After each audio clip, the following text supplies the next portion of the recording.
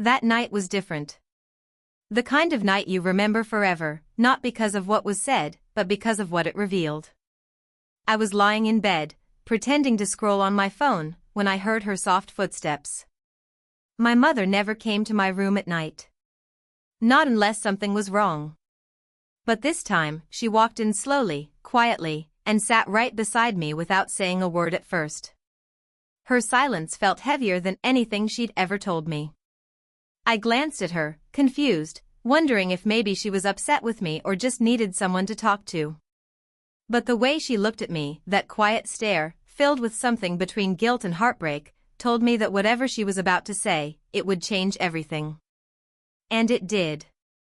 You see, in every family, there are stories kept locked away. Some are harmless, little secrets brushed under the rug. But others, they can shake the ground beneath your feet. My mother had one of those. A truth she had buried deep for years. A truth about our family. About trust. And most painfully, about betrayal. Growing up, I saw my parents as the picture of stability. Sure, they argued sometimes, but don't all couples? My father was strict but kind. My mother, always gentle, always there. I thought we were normal. But that night, sitting beside me, hands trembling slightly, my mother began to speak. And with every word she said, the image I had of our family started to blur. She didn't start with the full story. No, she started with a question.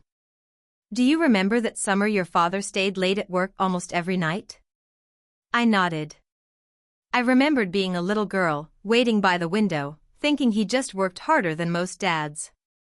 But now, I could feel it, something in her voice was unraveling that memory, rewriting it with something far darker. She took a deep breath, like she was pulling the courage from someplace she hadn't visited in years. I didn't know how to tell you back then, she said, her voice cracking, but I can't carry it anymore. I felt my heart beating faster. My fingers curled slightly under the blanket. I didn't know what she was going to say, but I already knew it wasn't something I was ready for. It was the kind of conversation that splits life into two parts, before and after. She looked at me again, eyes filled with something that looked a lot like regret. And then, she started telling me about the woman. The messages. The nights he said he was working late. She started to tell me about the moment she found out the man she loved, the man I called Dad, was not the man she thought he was. But just as she was about to tell me everything, she paused. Her eyes dropped to the floor, and her lips tightened like she couldn't bring herself to say the next part. And that's when everything changed. She sat there, still, like the weight of the next sentence would break her. I didn't move either. I couldn't. It was like time froze around us. I stared at her hands, tightly clenched in her lap, while her eyes stayed fixed on the floor. Finally, in a voice barely louder than a whisper, she said, "There's more, but I don't know if you'll see me the same after I tell you." I didn't understand. Was she saying she knew about the infidelity all along? Or that she did something too? The room suddenly felt colder, the air thicker. I wanted to ask questions, but I knew I had to let her speak on her own time. So I waited. She leaned back slightly, her eyes finally meeting mine. "I found out a year before you did," she said slowly. "Before you even knew how late your father was staying out. I already knew where he was." Her words hit like slow drops of water, each one stirring up more confusion. "I found his phone one night, texts, pictures. And I didn't confront him. Not then." I blinked. That part didn't make sense to me. My mother, who always taught me to stand up for what's right, who told me honesty mattered more than anything, she stayed quiet. I kept hoping it would stop, she went on, her voice starting to crack again. I told myself maybe it was just a mistake, maybe if I pretended not to see it, it would end on its own. But it didn't. Her eyes were glassy now, holding back tears. And that's when I made a decision, one I never thought I would. My stomach dropped. My mind raced with thoughts I didn't want to believe. Did she leave him? Did she make some deal with him? Or was it something worse? She took another pause and reached into the drawer by my bed. I hadn't even noticed her bringing anything with her. She pulled out an old envelope, its edges worn, the seal already opened. She placed it on my lap. I was going to destroy this, she said, but something always stopped me. I looked down at the envelope, then back at her. What is it? I asked, my voice barely steady. She didn't answer. Not right away. She just whispered, proof. Of everything. And more than you're ready for. And just like that, I knew, whatever was inside that envelope had the power to completely rewrite everything I thought I knew about my parents, and maybe even about myself. My hands trembled as I held the envelope. It was lighter than I expected, but it felt like it carried 1,000 pounds of truth. My mother didn't say a word as I slowly pulled out the papers inside, 2 faded photographs, a printed email thread, and 1 handwritten note that looked like it had been torn from a journal. Each piece felt like a puzzle, but I didn't know the full picture yet. And somehow, I was afraid to find out. The photos weren't anything scandalous. Just my father sitting across from a woman at what looked like a cafe. But the body language was too familiar. He was leaning in, smiling, not in the way he smiled at us, but in the way someone smiles when they've let someone else into their heart. The woman was younger, maybe in her early 30s, dressed in business casual. I didn't recognize her, but something about her eyes felt strange, like she wasn't just some random stranger. I looked at my mother, confused. Who is she? Her lips pressed into a tight line. You've met her before, she said quietly. Once. At the hospital. I froze. A memory flickered in my mind. A few years back, when my father had a minor injury, a woman had come by while we were in the waiting area. She brought flowers. She said she was from his office. My mother had barely looked at her then. That was her? She nodded slowly. He said she was just a coworker. That she helped with projects. I believed him, until I didn't. The email thread painted an even clearer picture. It wasn't just emotional, it was full of plans. Weekend trips. Hotel bookings. Messages about how careful they had to be and how much longer they could keep this up. And then the handwritten note. That's what made my chest tighten. It wasn't written by my father. It was from her. The woman. It said, I know you said you'd never leave her, but how much longer can we keep living 2 lives? I looked back at my mom, her eyes glossy but her expression steady. Why didn't you leave him? She looked down. Because I had you. Because I thought keeping the family whole was more important than my pride. But I was wrong, and I think you need to know why before you find out the rest. The rest? What could possibly be worse than this? I didn't ask though. I just stared at the note, realizing the betrayal ran deeper than I had imagined, and something inside me told me we hadn't even reached the darkest part yet. The silence between us stretched as I kept my eyes on that note, reading it over and over again. My mind was spinning. The woman knew everything. She knew about my mother. About me. About the life we had built as a family. And still, she chose to be a part of the lie. That realization made something burn inside me, anger, confusion, heartbreak, all tangled together. My mother stood up slowly, as if the weight of sitting had become too much. She walked over to the window and pulled the curtain slightly to the side. Her voice was calm, but I could feel something was about to shift. There's something I never told you, she said. Not because I wanted to lie, but because I didn't know how to protect you from it. I looked at her, not sure I was ready to hear what came next. She wasn't just his affair, she said softly, still looking out the window. She was someone from his past. Someone he never really let go of. And the worst part is, he almost left us for her. The words hit hard. I had spent years thinking our family was stable, that our problems were the kind people got through. But now, it felt like I was standing in a house built on cracks, just waiting to collapse. Why didn't he? I asked, my voice low. She turned to me, her expression unreadable. Because of what I did. The room shifted again. That one sentence rewired the tension in a completely new direction. I sat up straighter. What do you mean? I told him if he left, she said slowly, he wouldn't be walking away clean. I had the emails, the photos, and something else. Something he didn't know I found. What was it?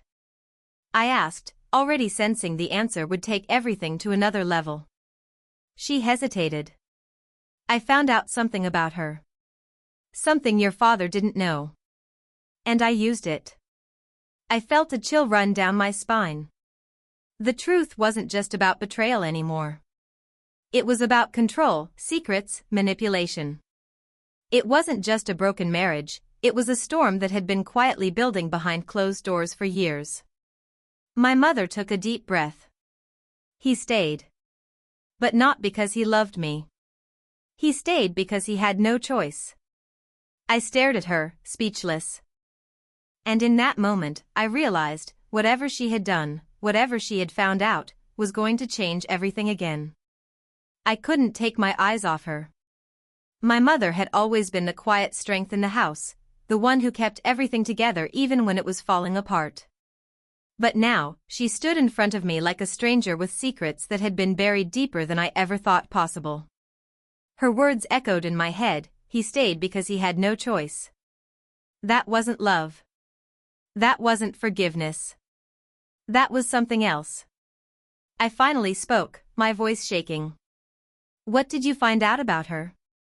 My mother's lips parted, but before she answered, her phone buzzed on the nightstand. We both jumped slightly. She glanced at it and went pale. Without a word, she picked it up and turned the screen toward me. It was a message.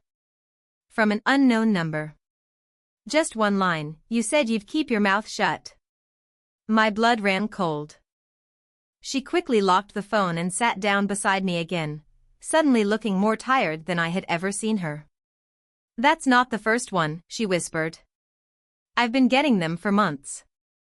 My mind started racing. Wait, you mean she's still around? She's still threatening you?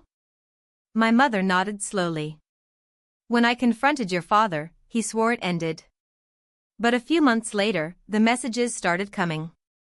At first, I thought it was him trying to scare me into silence. But then I realized it was her. I could barely breathe. Why would she do that? Why now? My mother hesitated, then opened the drawer again and took out a small notebook. Because of this, she said, handing it to me. I flipped it open. Inside were pages of handwritten notes, dates, places, things overheard. Conversations she had recorded on paper. One name kept coming up over and over again. A name I didn't recognize, Laura Jenkins. Who is she? I asked. My mother looked straight at me. That's not her real name. It's the one she used when she first came into your father's life. I hired someone to look into her. Turns out, she's not who she says she is. I swallowed hard. What do you mean? She's changed names before. She's done this in other cities. Gets involved with married men. Blackmails them. Then disappears. The walls felt like they were closing in. This wasn't just a family issue anymore. It was something darker. More dangerous. And Dad? He has no idea? No, she said, her voice barely above a whisper. And if he finds out? I don't know what he'll do. The stakes had completely changed. This wasn't just about betrayal. It was about manipulation, secrets layered on secrets, and someone out there who still had power over my family. As I sat there, staring at the notebook, one question haunted me more than anything else. What if she wasn't done with us yet? I held the notebook tighter, my heart pounding so loudly I could barely hear my mother's voice anymore. Everything she had just told me was spinning in my mind: my father's affair, the fake identity, the threats. This wasn't just a betrayal. It was a trap we'd been living in without even knowing. That night, neither of us slept. My mother stayed in my room, sitting in the chair near the window, occasionally glancing at her phone as if expecting another message. I stared at the ceiling, trying to make sense of it all. When morning came, we knew we couldn't keep hiding. We had to confront my father. But we didn't expect what came next. He was already in the kitchen when we came downstairs. Calm. Reading the newspaper like nothing was wrong. My mom didn't waste a second. She placed the notebook on the table in front of him. "You need to tell us the truth," she said. He looked at the notebook, then at both of us. His face didn't change. But something in his eyes gave him away. Fear. Not guilt. Not shame. Just fear. "She's back, isn't she?" he asked quietly. My mother nodded. "And she's been sending me messages." He leaned back in his chair, rubbing his temples. "I thought I took care of it." That line changed everything. Took care of it? My heart sank. "What does that mean?" I asked, my voice sharp. He hesitated. "I paid her off. Twice. To leave. To never come back." My mom gasped. "You paid her?" "She threatened everything," he said quickly. "My job, my reputation, this family. I didn't know what else to do." "You could have told me," my mom snapped. "We could have handled it together." But that's when the final blow came. My father slowly stood up and reached into the cabinet above the fridge, pulling out an envelope thicker, newer than the one from before. He tossed it on the table. Inside were fresh photos. Of me. Me. Walking home from campus. At the grocery store. At a cafe with a friend. All taken from a distance. "She's not after me anymore," he said, his voice breaking. "She's coming after you." My knees went weak. "She wants everything," he continued. "And she knows how to get it." That moment felt like the end, but it wasn't. A week later, the police called. They'd arrested a woman who had been using multiple aliases, including Laura Jenkins. She was caught trying to extort another man, just like before. My father gave a statement. My mother handed over the notebook. It seemed like it was over. But one thing stayed with me. In her final message, before she disappeared, she'd written just 5 words. "Your mother knows the truth." And suddenly, I wasn't sure which truth she meant. The message haunted me for days. "Your mother knows the truth." I kept repeating those words in my head, trying to figure out what they meant. I wanted to believe it was just her last attempt to stir doubt, to leave behind one more crack in our already broken family. But deep down, I knew it wasn't random. She wanted me to ask questions. Maybe she even wanted to break us apart completely. But I wasn't going to give her that power. A week after her arrest, life slowly started to settle. My father became unusually quiet. He stayed in the house, avoided calls, and barely made eye contact with anyone. My mother, on the other hand, seemed lighter, as if a burden had finally been lifted. She didn't smile much, but the fear in her eyes had faded. It took me time, but one evening, I sat beside her again, just like she had that night. And I asked, "Is there something else I need to know?" She looked at me carefully, then reached for my hand. "Not everything that woman said was true," she began. But she wasn't wrong either. I stayed quiet, waiting. "When I said I used something against your father to make him stay, it wasn't blackmail." "Not really." "It was the truth. I found out who she was, where she'd been, the other family she hurt. I showed him. I told him if he left me for her, he'd lose everything, not because I'd take it, but because she would." I let out a slow breath. That made sense. It wasn't a threat. It was a warning. She wanted to ruin people, my mother added. But she didn't know one thing: I had already been broken once. I wasn't going to let it happen again. For the first time, I saw her not just as my mother, but as a woman who had survived something deeply painful and still managed to protect me from it. Even when everything was falling apart, she held us together the best way she could. My father eventually agreed to therapy.